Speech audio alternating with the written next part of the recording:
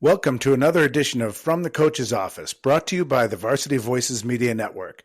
I'm Dan Fravoletti, and here with me is my co-host, Joe Fravoletti. Today we welcome to the podcast the head coach for the flag football team at Loyola Academy, Connor Buckridge. If you are looking to buy or sell a home, contact RE/MAX Realtor and Circle of Legends recipient Christopher Cobb. Let Chris's extensive negotiating experience work to guide you on all of your real estate buying and selling needs. Contact Christopher now to discuss the right strategy for your personalized real estate buying and selling plan. His number is 630-420-0070, or you can visit his website at christophercobb.com. Coach Buckridge, welcome to the Varsity Voices. Thanks for having me, guys. Yeah, we really appreciate it. You know, we've talked about flag football a little bit on the podcast and really wanted to have a coach on. So this is great and exciting for us. You know, I wanted to talk about the sport in general for a minute and just the explosion of popularity that not only Illinois, but the whole country has seen. I read today that involvement is up over 65% nationwide since 2019. The sport is poised for explosive growth next year, adding at least 40 programs in the IHSA. However, you've been involved with this sport for quite some time. Do I have that correct? Yes. So I'm actually a new Chicago resident. Moved up here in July, and I was coaching both boys and girls flag football in Florida for the last 6-7 years. It's been a sport down there since the early 2000s. My father is actually the head coach at my alma mater, so I've been his assistant for the last couple of years, which has been really fun for both boys tackle and girls flag because they play opposite seasons there. So a lot of boys coaches do girls football in the spring, which is a pretty fun thing. So I've been around the game for a long time and got to see it both as a student and go to games in high school and support my friends, and then later on as a coach, got to be involved as well. So what led you to the position at Loyola Academy? I mean, what attracted you about not only the school itself, but the flag football program there?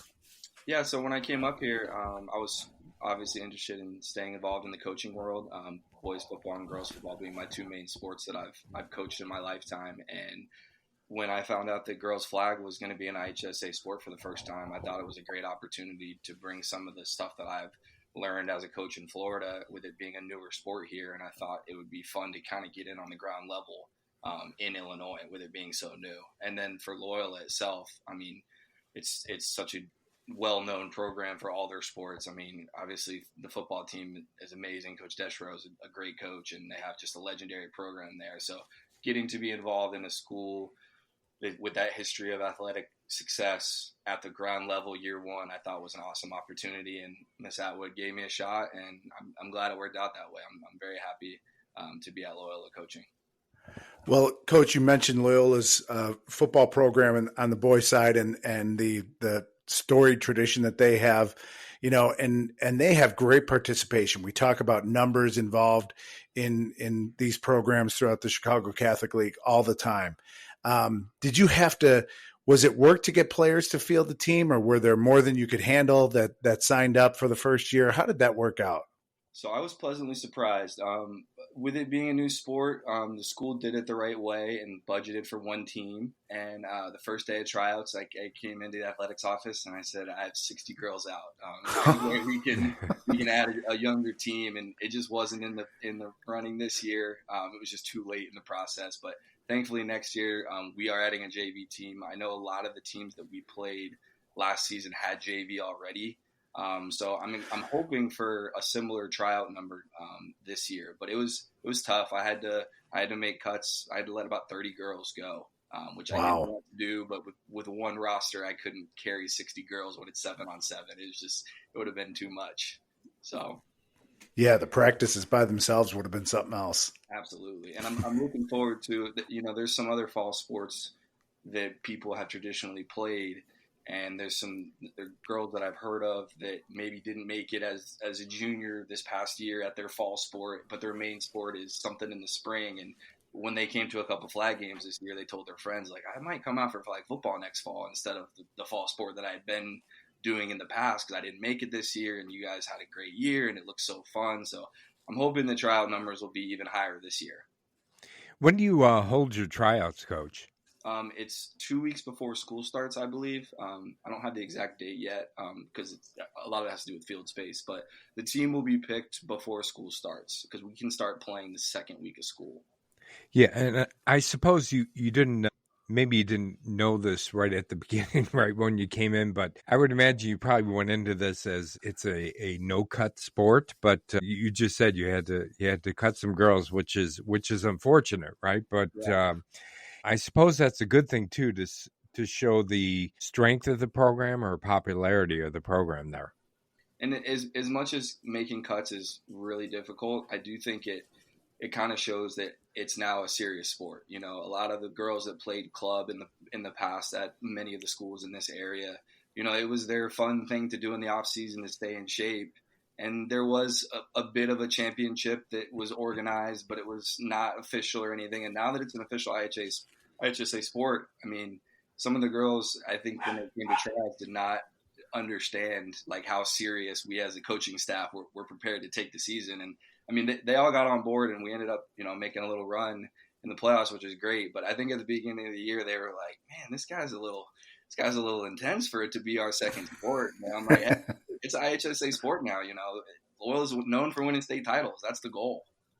Yeah, well, that's great. Just like anything else, it doesn't surprise me at all to hear you say that. And you mentioned the staff, and I was thinking even with the number at 30, you know, one of the challenges with any sport and with a lot of numbers is keeping players occupied, you know, for a practice, encouraged, motivated. You know, what was your staff like, and what do you have to do? How do you run practice so to keep 30 people involved and engaged? So as far as staff goes, I got really lucky this year. The lady that ran the club team the 2 prior years is a teacher at Loyola. Her name is Stacy Zupek. She agreed to stay on and be my assistant because I'm not a teacher on campus there. So I thought that was really awesome of her to stay and help me out. I'm new to the area, so she kind of taught me the Loyola ropes and a little bit about the way things are done there. And the girls could go to her during school if there was any problems. So that was great.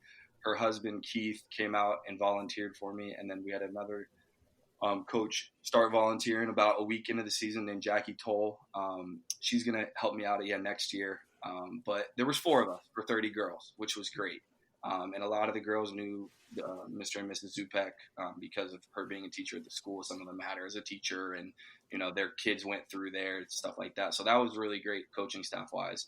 As far as practice, we kind of split everything up into, you know, we do a very similar to a boys practice. You know, you do your warm ups as a team. You might do some conditioning type drills or agility drills as a team, and then we would go into offense, defense, and then we would come together and we would go over scout. We would, you know, scrimmage, both a scout look and just a best on best just to get better. It's very similar to any other sport you can think of. And I was very blessed to have 3 assistants this year with me. I think keep moving here, getting the job in late July, I was a little nervous about having a staff. I thought I was going to be doing it by myself, to be honest. So it was great to have as much help as I had this year. And I'm excited that with adding the extra team, I'm going to be able to bring in some more assistants next year as well. So that'll be good for the program.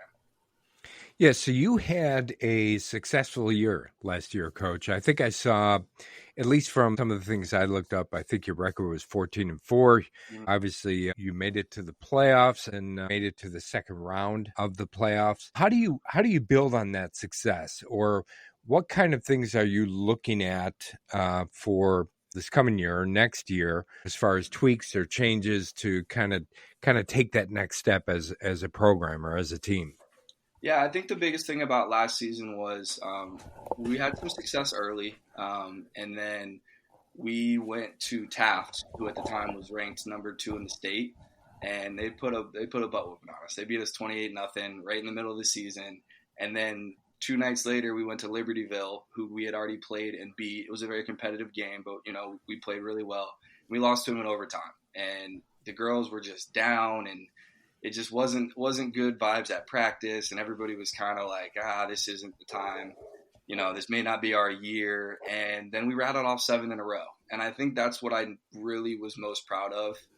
We ended up losing to Taft again, and we lost to them 7-6 and had a chance the last play of the game to throw one up in the end zone. And we're about this close. I know it's audio only, but as close as you can imagine to catching a touchdown, a walk-off touchdown to make it to win the region. So I think the way that the girls battled was super impressive. And I'm losing 11 seniors, and most of the seniors were a big part of the team. They had played on the club team, very good athletes, jumped on board, did a great job in year one. But I have 11 girls coming back that either started or played a lot. So we have a good little foundation coming back. Some of them are going to be sophomores, some are juniors. I only have 3 seniors returning. So I'm excited to kind of mix those girls that know the program, know what the expectations are, saw that we could have some success when we get that full buy-in, and then meld it with, hopefully the new people that come out. I'm expecting a big turnout of freshmen at tryouts this year.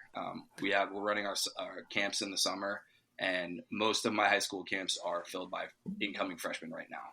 So that'll be good that I have some returners that aren't all older girls. Some of them are only going to be a year older, but they have playing experience. They saw, we have what it takes. We can play with teams that are ranked 1 and 2 in the state and be right there.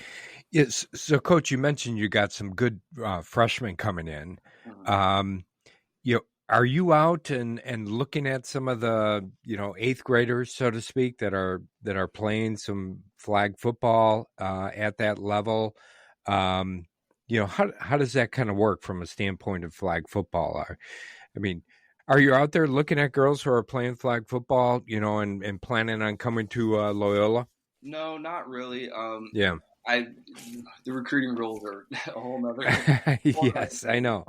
But no, the Loyola does a really cool thing, and I'm sure a lot of the schools do it that are private, but they have like a prospective students that want to apply there. They can come in, and all the sports teams, all the clubs kind of have a little booth with sign up tables, and you have your current players work it, and you have them go talk to people. So a couple of my girls worked the table, and I think we had like 35 freshmen sign like, hey, I would be interested in doing this next year. And then once they get into school and they start doing their intro meetings in between 8th and 9th grade, they come into the school and they mark down what activities they are planning on participating in or trying out for.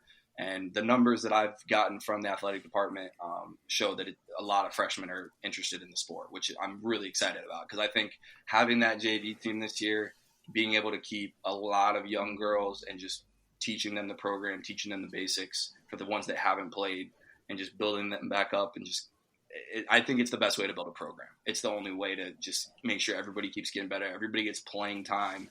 And that was the hardest thing this year, keeping 30 on the varsity team. And with 8 freshmen, some of those freshmen didn't get a lot of snaps because we were in a lot of close games, and it was tough. And I felt bad for them because they didn't get the experience they needed. So having 2 teams will be able to keep a smaller varsity roster and make sure that, if you're a younger girl, you need to be on the field as much as possible. Coach, having last year be the first year, I'm wondering, even and on the boys' side, Joe and I coached at the freshman level for a year, and we had players come out who thought they were quarterbacks and they were really guards. I'm wondering positionally if you have to deal with that on a large scale, where people are coming out and saying, I think I like this, I think I might be good at it, I don't know if I can throw a football, and try it, and lo and behold, they can or they can't. Or is that something where you have to kind of, is it painstaking to go through and say, yes, you have the skills, or what I see to make a quarterback, or to make a wide receiver, or to be a lineman, whatever that might be? Is that a challenge to deal with? Absolutely. Everybody always wants to play quarterback. It's the best right.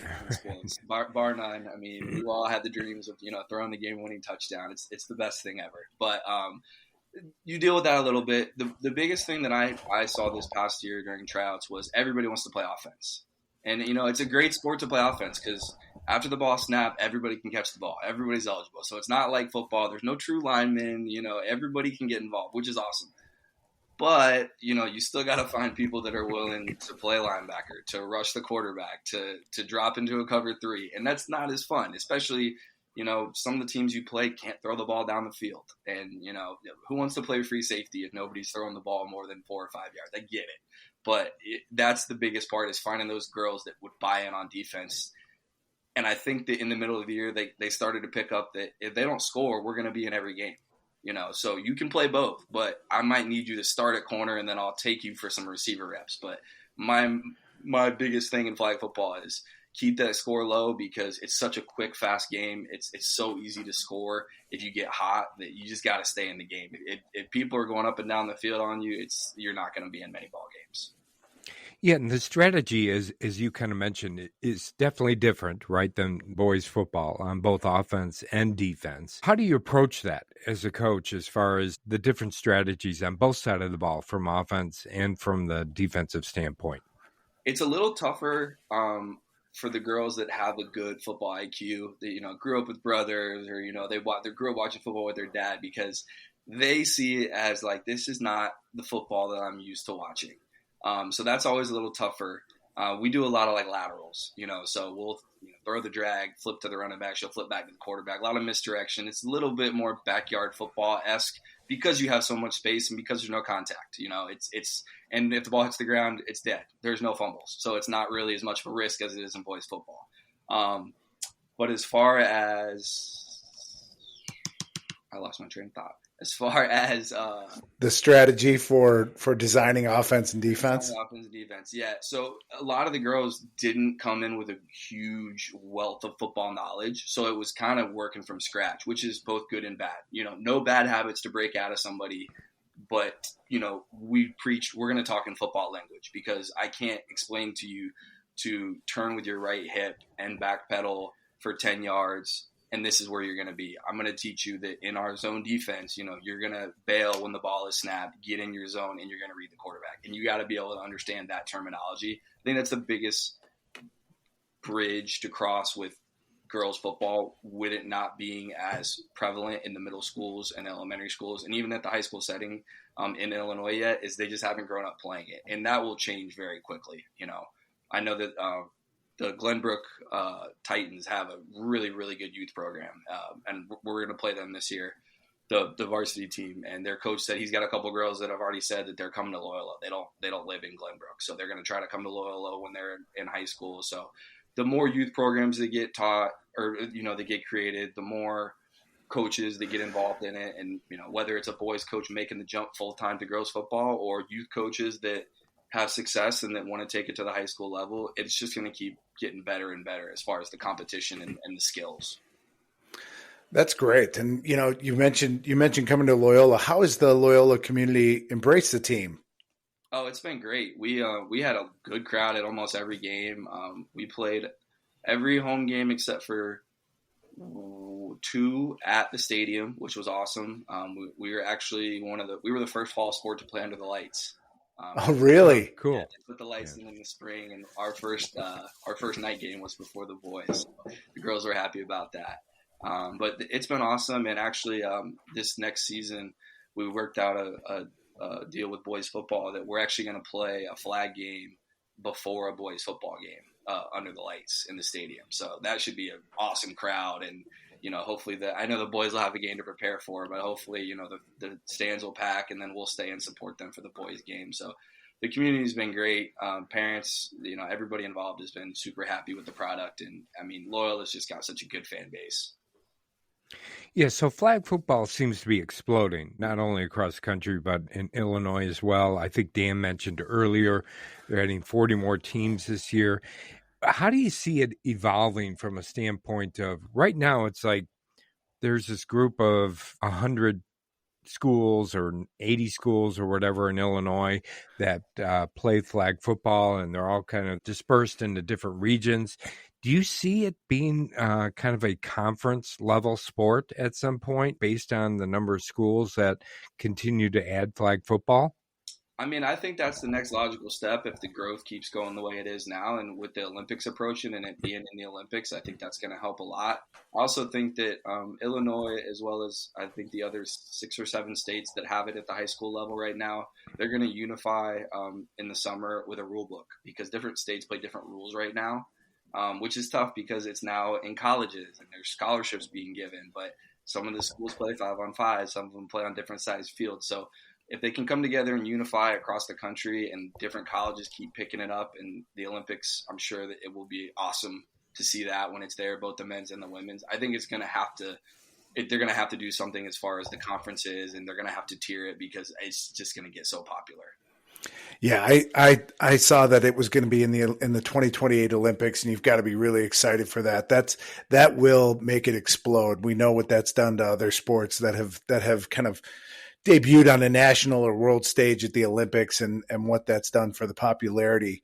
When I saw that, I was wondering if you, as a coach, have coached any players or have come across any players where you are like, wow, that is an athlete on a different level. And that is someone to keep an eye on. They can progress and maybe not make an Olympic team, but they are someone to really watch in the future. Absolutely. I mean, we played against some girls this year that I was like, man, if it was a real D1 sport, if Illinois and big time schools had it, I'm like, this girl could go play anywhere she wanted.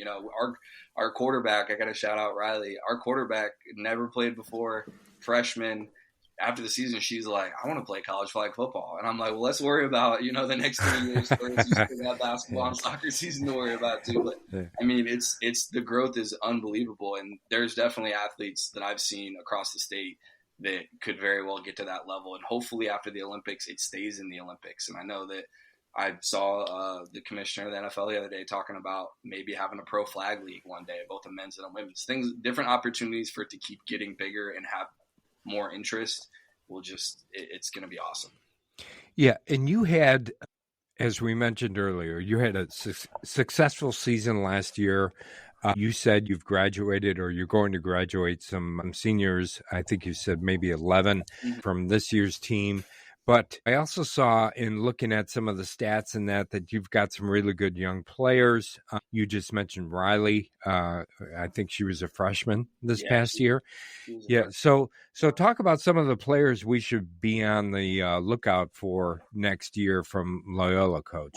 Absolutely. So lucky enough that my entire starting secondary comes back. And one was a captain last year. The other two have a good shot to be captains this next year. That is Rachel Taki, Ma Akela, and Ava Arguelles. They all come back. They're great leaders for us. Some of them played both sides of the ball. They're probably all three going to play a little bit of offense and defense next year. We got a lot of experience in the secondary coming back. As I mentioned, I get Riley back, Riley Williams, who was our freshman quarterback last year.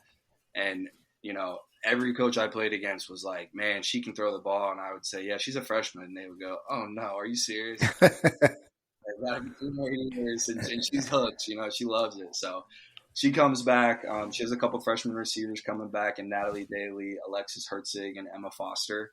And then I have a really solid class of juniors coming back as well in Kaylin Bowers, Maggie Ronan, and Yana Drosos. Excellent. So you had you said you had a couple of really good games, or had, they were kind of benchmark games with Taft. And who else in the state, as you can see, and I know it's early on, but any budding rivalries that you think you may have? Was there a game or two that you were like, whoa, these players are amped up, and you're not from here, so it was like, it may have been a surprise where you were like, this is a whole nother level that I hadn't expected?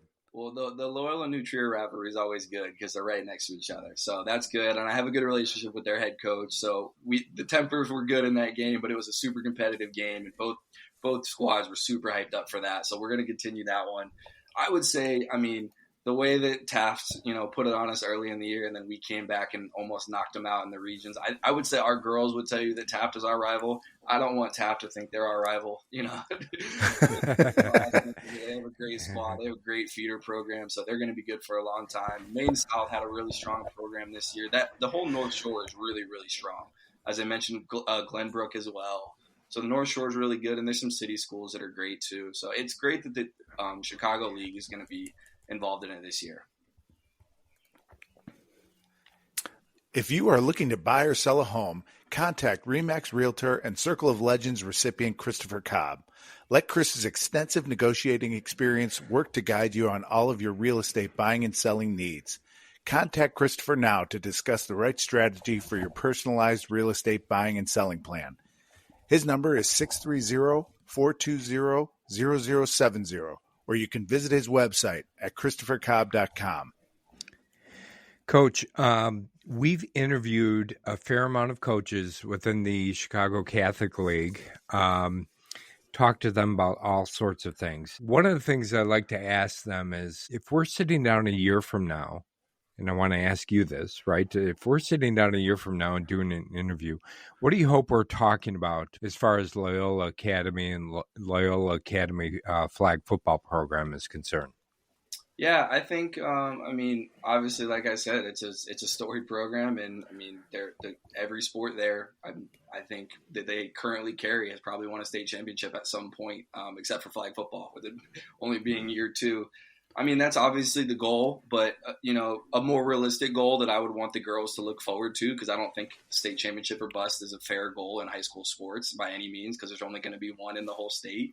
I think we would love to win the region this year. We came 1 point short this year. So I think winning the region and, getting to sectionals would be a step up. I think we have the talent to do it. And I think that this team has the capability to make a run past that. But I think just getting one game farther every year would be a great start. And I would love next year to be, taking this interview as a regional championship coach, from a regional championship program, but I think that's what we're going to do first. And, we weren't really in a conference last year. So I think with this being the first year of the Chicago Catholic League, I think that would be another goal we're going to talk about at the beginning of the year is you got a chance to be the first champions of that conference, in your sport. So I think winning the conference and winning the region would be my first 2 goals, and anything after that is a bonus.